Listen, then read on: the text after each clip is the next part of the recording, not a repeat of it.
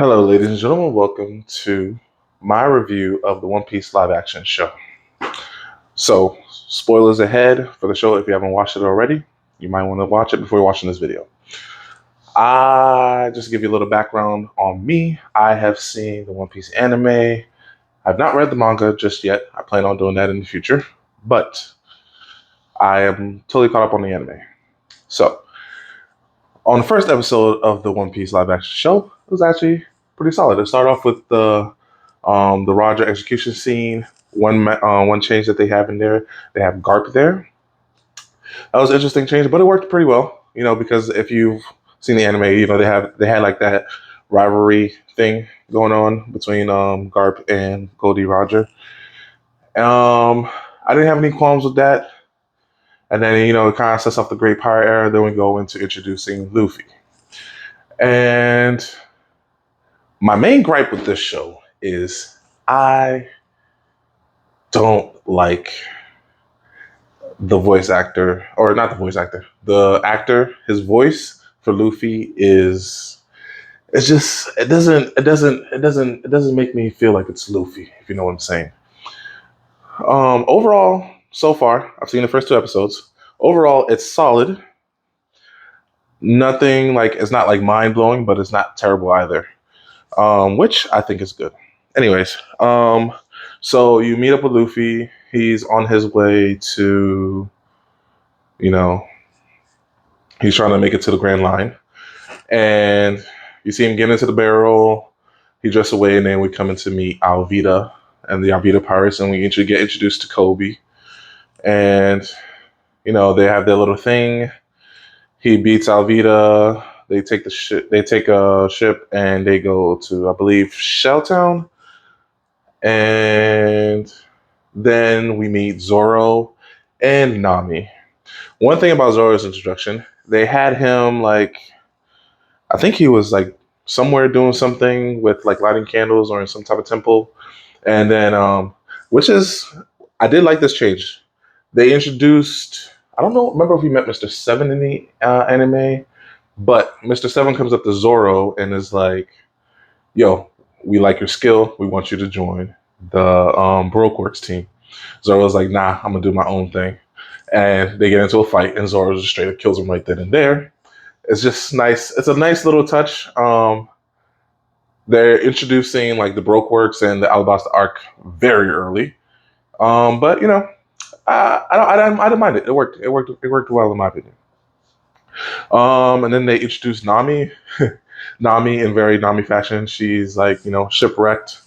And then these two buggy pirates come to try and help her out, and then she ends up stealing her ship. Classic Nami. What else happened? What else happened?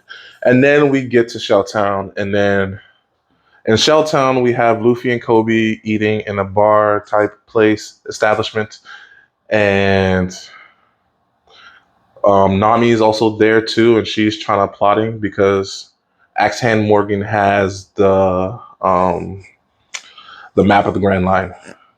Nami wants it, and Luffy wants it because he wants to make the Grand Line, obviously. So those two are there. Nami's trying to, find a way to sneak her way into the Grand Line, and Zoro walks in with the body of Mr. Seven because he's a bounty hunter first off, and this comes up with my major gripe. Not really major gripe. It's just like something I wish that they would have fleshed out a little bit, but it is what it is.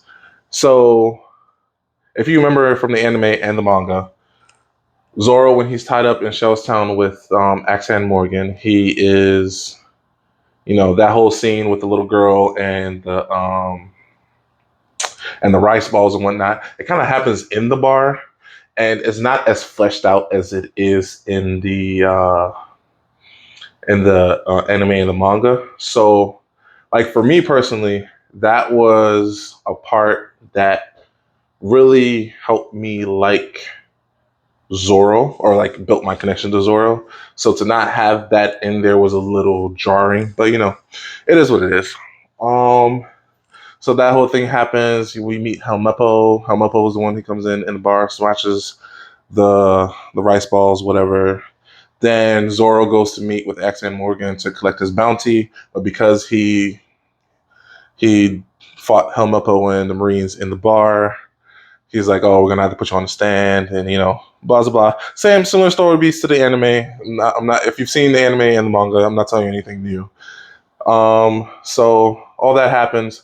The interesting part is, so in order to get the map of the Grand Line, Nami and Luffy team up to sneak into the base to get it from Axan Morgan's office. So that's a little bit of change from the anime. And before that, Luffy kind of freed Zoro because apparently Hamapo came to tell him that they were going to kill you. They weren't actually going to let you live because of the 7-day thing. So they make their way into the office. Nami's trying to crack the thing, and then they find out they're intruders, and Luffy and Nami make it out with a safe that has the map of the Grand Line in it. I will say, I mean, it is One Piece, but Luffy surviving the fall that they fell, fine. But Nami surviving that fall, I don't know about. I was like, I'm gonna just let it slide. It's One Piece. I'm gonna let it slide. It's fine. It's fine. It's fine. So then they're in the courtyard. Zoro has a chance to leave, and instead of leaving, he comes in, helps them fight, and then they all three fight, and they beat X and Morgan, and they get out of there. So overall, and I think that's roughly where episode one. Yeah, that's roughly where episode one kind of wraps. And towards the end of the episode, you see that little red light, and they're being abducted by the Buggy Pirates. Cool. Episode two, they're caught by the Buggy Pirates. They have the map of the Grand Line. Luffy swallows it, and the whole episode is pretty much Buggy trying to find out where Luffy put the map of the Grand Line, because Buggy wants the map of the Grand Line as well. Yeah, that's pretty much the thing. We get a little bit more backstory on Luffy. Oh, sorry. Yeah, throughout episodes 1 and 2, you're getting pieces of the backstory of Luffy and how he ate the Gum Gum fruit and how he became what he is, and why he wants the One Piece. And then yeah, pretty much all of episode 2 was them trying to figure out or break free from Buggy. Speaking of Buggy, they made Buggy menacing, but not too menacing. I thought he was going to be a little too menacing because of the way he looked in the trailers and whatnot, but he's not too menacing. He's still Buggy. Towards the end of the episode, they beat Buggy. They free. Oh, that is one change from the manga and anime. So Buggy has pretty much captured and enslaved the whole town, and he has them in chains, and he has them saying applause or laughing whenever he does anything that is worthy of either response. And Nami's character is using that to feel her hatred of pirates, and Luffy is like, classic Luffy saying, "I am a different kind of pirate." So that happens. Also, what happens too, I believe that this is episode 2, Garp makes it to, I believe, Shelltown, where they left Kobe, and you kind of see the fostering of that bond. And because they stole the map of the Grand Line, he wants to now go after them. The quote unquote straw hat pirate, the pirate with the straw hat. Ugh. So yeah. Overall, yeah. What does the episode end? So they make it out, and you see them bonding a little bit because in the first episode and pretty much the first half of this episode, Zoro and Nami are very, very, very contingent. We're not a team. We're not a crew. Team. Luffy's like, "We make a good team, so you should join my crew." And they're like, "We're not a crew." But at the end, you still have the classic Buggy putting holes in the straw hat, and then Nami sewing it up. So that was a nice little moment. It's nice touching little moment. I feel like it hits better in the anime.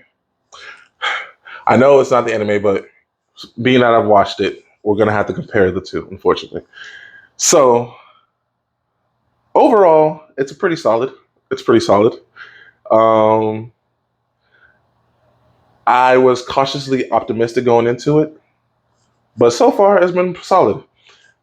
My gripes have been very minor and few in between. I'm still gonna have to get used to this new Luffy's voice, but for the most part, he's making the Luffy role his own. He still has like the Luffy mannerisms here and there, but it's more. It's Luffy, but it's not Luffy. If that makes sense. So he's putting his own twist on the Luffy character, which is it's fun. It's fun. Like I said, overall, so far it's been pretty solid. I'm actually. It's not bad. It's not. It's not like great. So like okay, so my best way to put this is if you had like a spectrum, right? Terrible being here, great being here, and then mid right in the middle. It's like past mid, but not quite great or good. Like it's solid. It's solid. Like it's okay. It's okay. It's doing what it needs to do. But granted, I'm only 2 episodes in, so who knows? It could go up, it could go down. That's yet to be seen. So overall, like I said, it's a solid anime. I mean, I said anime. It's a solid show so far. It's a good live action interpretation. And out of all the live action anime interpretations we've had, I think this is the best one so far. But I might be getting ahead of myself. I have to watch the rest of it to find out.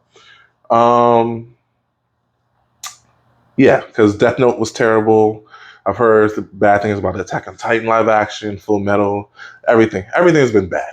So the fact that this is actually pretty solid so far, I'm actually happy.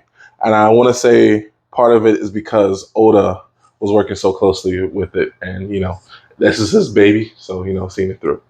Anyways, but yeah, those are my thoughts on the first 2 episodes of the One Piece live action anime.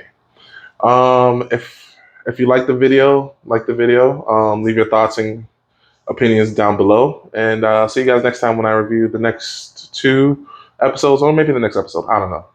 But until next time, YouTube, peace.